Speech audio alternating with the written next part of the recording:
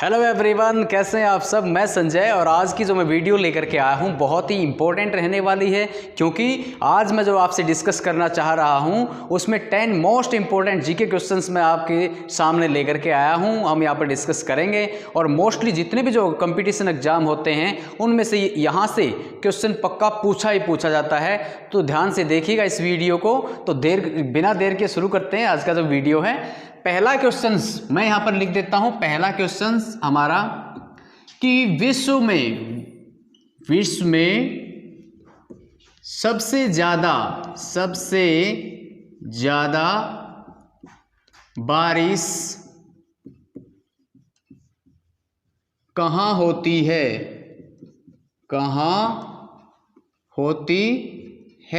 ये पहला क्वेश्चन है कि विश्व में सबसे ज़्यादा बारिश कहाँ रिकॉर्ड की जाती है। तो बहुत ही आसान भी है और इम्पोर्टेंट भी है। अगर आपने इंडियन मानसून का जो चैप्टर मैंने करवाया था वो वीडियो अगर आपने देखी है तो बहुत इजीली आप इसको सॉल्व कर लेंगे। अगर नहीं देखी तो आप एक बार वो चैप्टर भी रीड कर लीजिएगा, क्योंकि वहाँ से क्वेश्चन निकलते हैं। तो इसका आंसर मैं देता हूँ आपको कि विश्व में सबसे ज़्यादा बारिश कहाँ पर होती है? भारत में ही होती है भाई।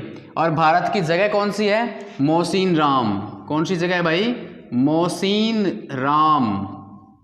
कुछ बच्चे इसको मोहसिन राम भी बोल देते हैं, लेकिन ये क्या है? मोहसिन राम है। कहाँ पर है ये? यहाँ पर ये क्वेश्चन भी पूछा जाता है, मेघालय के अंदर है ये। मेघालय है ना। मेघालय में क्या है भाई? गारो, खासी और जैंतिया, ये हिल्स हैं। और ये भी एक तरीके से यहाँ का यहाँ ज़्यादा बारिश होने का एक तरीके से मेजर फैक्टर बनते हैं। और मानसून कैसी जो डायरेक्शन कौन सी होती है यहाँ पर?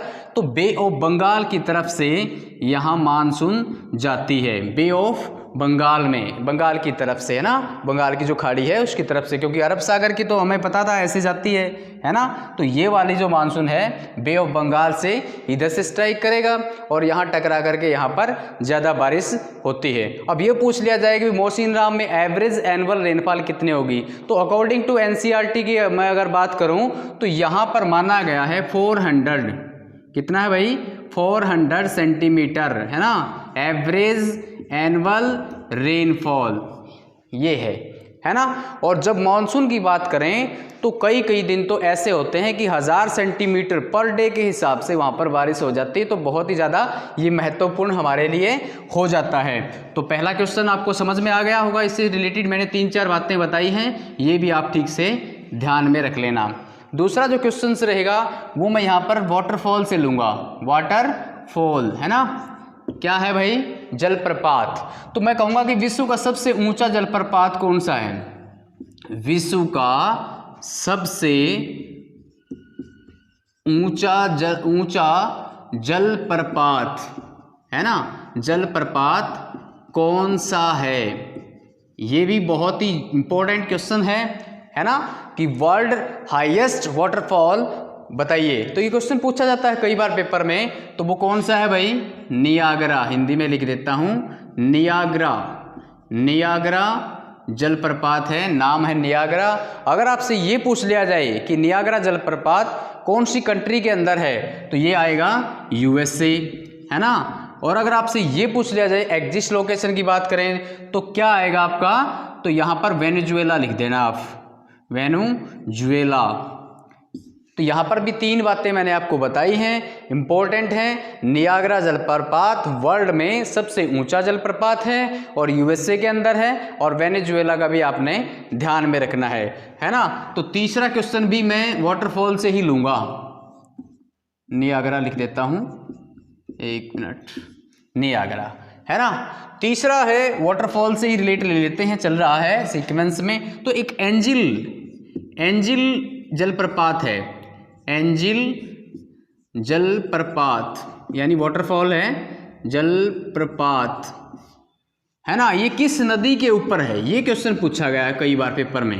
किस नदी पर है या स्थित है ना, लिख दो आप, स्थित है। तो ये क्वेश्चन कई बार पेपर में पूछा गया है, इसलिए मैंने आपको यहाँ पर ये बताया है कि एंजिल जलप्रपात किस नदी के ऊपर है। तो ये ध्यान में रख लेना। रिवर कौन सी है भाई? कोरोनी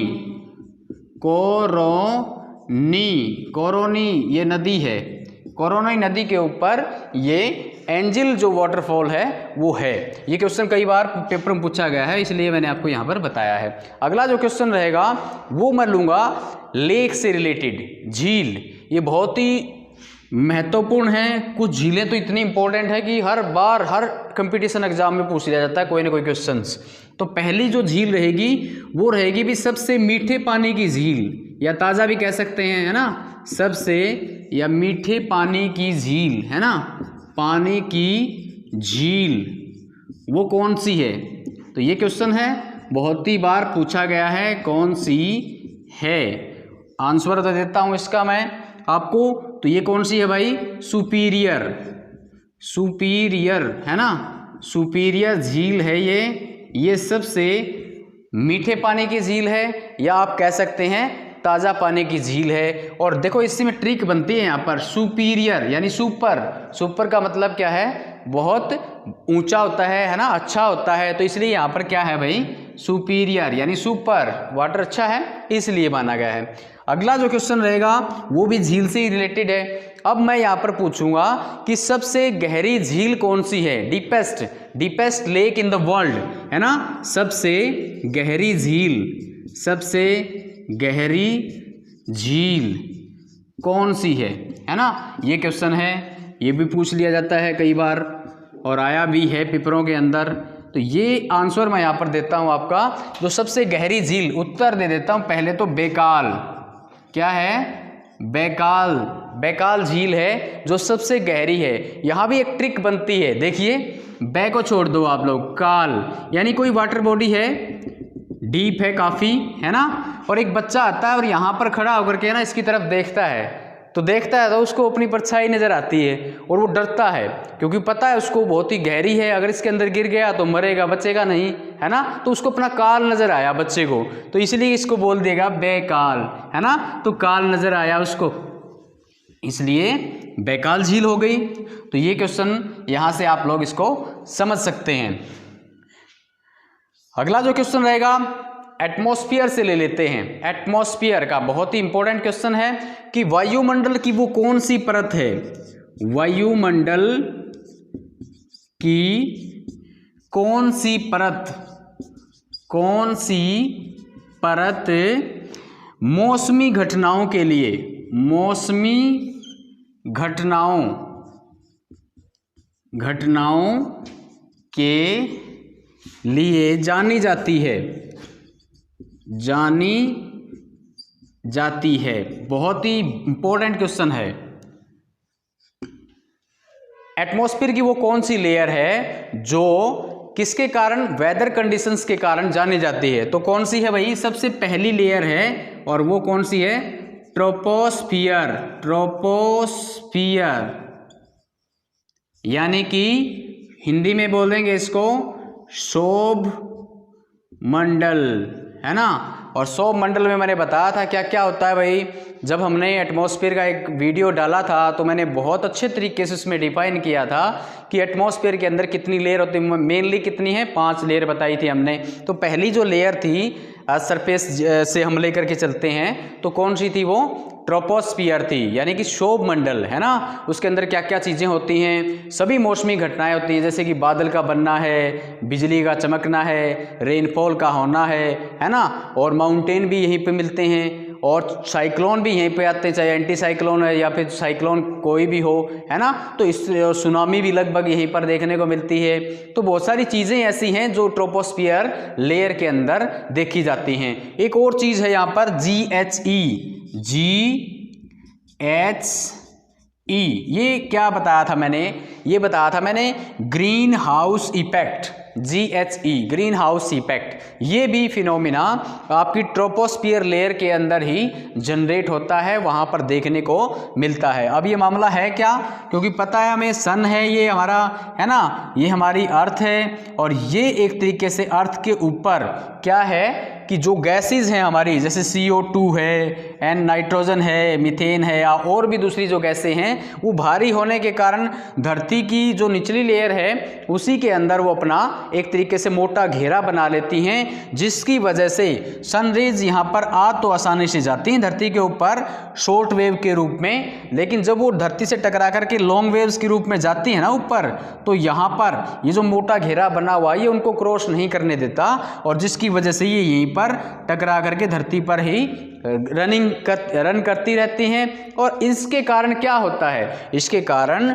जो आपका अर्थ है, उसका जो धरती है, धरातल है हम कह सकते हैं, वहाँ का टेम्परेचर क्या हो जाएगा, इंक्रीज हो जाएगा, जिसकी वजह से आज हम देख रहे हैं कि ग्लोबल वार्मिंग है ना, ए बिग इशू है ना, in the front of all और वर्ल्ड, पूरे विश्व के सामने एक तरीके से कह सकते हैं कि बड़ी समस्या के रूप में वो ग्लोबल वार्मिंग उभर करके आया है। बहुत सारी गैसेस हैं जो जिम्मेदार हैं, हालांकि CO2 बहुत माइनर परसेंटेज के अंदर मिलती है एटमॉस्फेयर में, कितनी है 0.03, लेकिन रोल बहुत बड़ा है। अगर उसका माइनर सा भी इंक्रीज होता है उसके अंदर तो बहुत ज़्यादा बड़े लेवल पे उसमें बदलाव देखने को मिलता है एटमॉस्फेयर के अंदर। तो ये हमारे 6 क्वेश्चन तो मैंने कर दिए हैं। अभी 7वां क्वेश्चन मैं यहां पर लेता हूं, अरल सागर झील एक और है। 7वां क्वेश्चन यहीं पे शुरू कर देता हूं। अरल सागर झील, अरल सागर झील कहां पर है, ये क्वेश्चन भी कई बार पूछा जाएगा, या किस देश में है, देश बता देते हैं यहां पर, है ना। अरल सागर झील किस देश में है, किस देश में है ना, ये बहुत इंपॉर्टेंट है। बहुत बार बच्चे इसको याद नहीं करते कि ये क्वेश्चन इंपॉर्टेंट नहीं है, लेकिन ये पेपर में 3-4 बार अच्छे वाले पेपरों में पूछा गया है ना, तो इसलिए इंपॉर्टेंट हो जाता है। मैंने यहाँ पर इसलिए इसको इंडिकेट किया क्योंकि मैंने 3-4 रिवर्स ऐसे लेक से रिलेटेड क्वेश्चन लिए, तो मैंने सोचा ये भी ले लेते हैं। तो अरल सागर झील है, ये कौन से देश में है भाई, ये कजाकिस्तान में है, कजाकिस्तान देश के अंदर ये झील है। 8वां जो क्वेश्चन रहेगा हमारा वो रहेगा भाई, हम देख करके चलते हैं अपना जो वर्ल्ड का जो हाईएस्ट बैटलफील्ड है, वर्ल्ड का हाईएस्ट बैटलफील्ड, यानी कि हम कह सकते हैं विश्व का सबसे ऊंचा युद्ध क्षेत्र कौन सा है। तो मैं यहां पर लिख देता हूं सबसे ऊंचा, है ना, ऊंचा युद्ध क्षेत्र कौन सा है ना। तो कौन सा है भाई बताओ, यहां पर मैं आंसर इसका दे देता हूं। हाँ, ये बहुत बार प्रश्न पूछा गया और इससे मैं यहाँ पर रिलेटेड है ना आपको 4-5 क्वेश्चन बताऊंगा। क्वेश्चन हमारा ये है, सबसे ऊंचा युद्ध क्षेत्र कौन सा है, तो यहाँ पर मैं 3-4 चीज़ें आपको बताऊंगा, ध्यान से समझ लेना। तो ये कौन सा है भाई, सियाचिन ग्लेशियर है, ये बहुत ही इंपॉर्टेंट है। सियाचिन ग्लेशियर ये सबसे ऊंचा युद्ध क्षेत्र माना गया है दुनिया के, अगर हम दुनिया की बात करें तो। अब आपसे क्वेश्चन ये पूछ लिया जाएगा कि सियाचिन ग्लेशियर तो ठीक है, पता चल गया सबसे ऊंचा है। अगर आपसे क्वेश्चन ये पूछा जाए कहाँ पर है भाई, तो लद्दाख, कहाँ पर है, लद्दाख, है ना, J&K का जो पार्ट है। और आपसे ये पूछ लिया जाए कि माउंटेन रेंज कौन सी है, तो कौन सी है वहाँ पर, कराकोरम, कौन सी है भाई, कराकोरम रेंज है। और अगर आपसे ये पूछ लिया जाए कि सी लेवल से उसकी हाइट कितनी है, जैसे कि माउंट एवरेस्ट की जो हाइट पूछी जाती है, वो आगे क्वेश्चन लिखूंगा मैं, बहुत इजी है ना, तो वो कहाँ पर है, तो कराकोरम क्या है, माउंटेन रेंज है। सी लेवल से अगर हाइट की बात करें सियाचिन ग्लेशियर की तो कितनी है, 5700 मीटर, ठीक है। अगर इसकी लेंथ की बात करें, लंबाई है ना, लेंथ मैं लिख देता हूं, लेंथ कितनी है भाई, लेंथ तो ये है आपकी 72 किलोमीटर। तो यहाँ से मैंने आपको 5 क्वेश्चन बताए हैं, इंपॉर्टेंट हैं। यहाँ इसके अलावा इसमें कोई क्वेश्चन ऐसा नहीं बचता जो पेपर में पूछा जाएगा। तो सबसे ऊंचा युद्ध क्षेत्र कौन सा है वर्ल्ड के अंदर, सियाचिन ग्लेशियर है। कहाँ पर है भाई, लद्दाख के अंदर है। और कौन सी रेंज है माउंटेन, तो ये आपकी है कराकोरम। और सी लेवल से उसकी हाइट की बात करें तो कितनी है, 5700 मीटर यानी कि 5700 मीटर, और लेंथ की बात करें तो कितनी है 72 किलोमीटर इसकी लेंथ रहेगी। हमारा 8वां क्वेश्चन था, मैं इसको इरेज कर देता हूं और यहीं पे मैं 9th क्वेश्चन अभी डालता हूं। 9th क्वेश्चन अब यहां पर एक क्वेश्चन ये बनता है कि जो चिल्का लेक है, चिल्का लेक है ना, चिल्का लेक कहाँ है, इंपॉर्टेंट है चिल्का। इससे भी 2-3 क्वेश्चन आपको बताऊंगा मैं। चिल्का झील, झीलों से ही रिलेटेड पूछेगा ये कई बार, इसलिए बताया है। चिल्का झील कहाँ स्थित है, कहाँ स्थित है भाई चिल्का झील, ये क्वेश्चन है और पेपर में कई बार पूछा जाता है, चाहे वो एसएससी का हो या फिर कोई और दूसरा एग्जाम, है ना। तो चिल्का झील कहाँ पर है, ओडिशा के अंदर है, ओडिशा। बहुत सारे बच्चे आज भी है ना उसको उड़ीसा ही बोलते हैं, अब नाम चेंज हो गया भाई, इसका नाम है ओडिशा, ओडिशा, ठीक है। ओडिशा के अंदर है, खारा पानी है, और ये पहले क्या होता था, लेगून होता था। लेगून और झील के बारे में थोड़ा सा मैं बता देता हूँ आपको। जैसे कि ये आपका है ना सी है कोई, या कोई वाटर बॉडी, ओशियन भी हो सकता है, सी भी हो सकता है, ठीक है।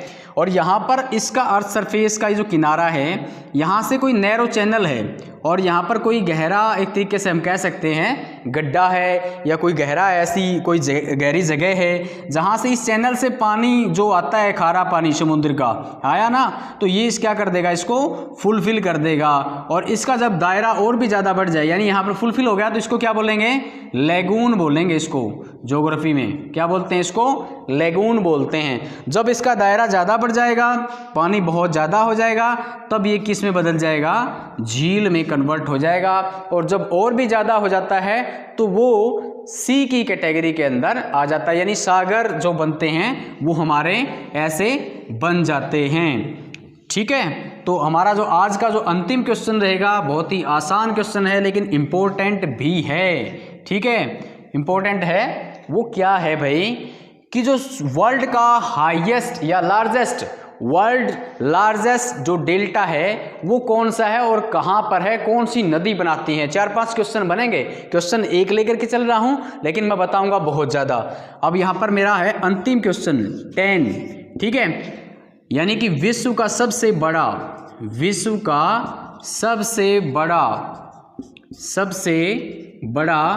डेल्टा कौन सा है, ठीक है। ये क्वेश्चन पूछा गया है। आप सोचते हो कि बहुत ही आसान है क्योंकि सबको पता है भारत में ही है, यानी भारत के वे से जो नदियां बहती हैं वही बनाती हैं बांग्लादेश के बाद, यानी बे ऑफ बंगाल में गिरने से पहले। तो वो कौन सा है भाई, नाम बता देता हूँ पहले तो, चलो। सुंदरबन डेल्टा है, सुंदरबन डेल्टा है ना। कौन कौन सी नदियां बनाती हैं, तो गंगा और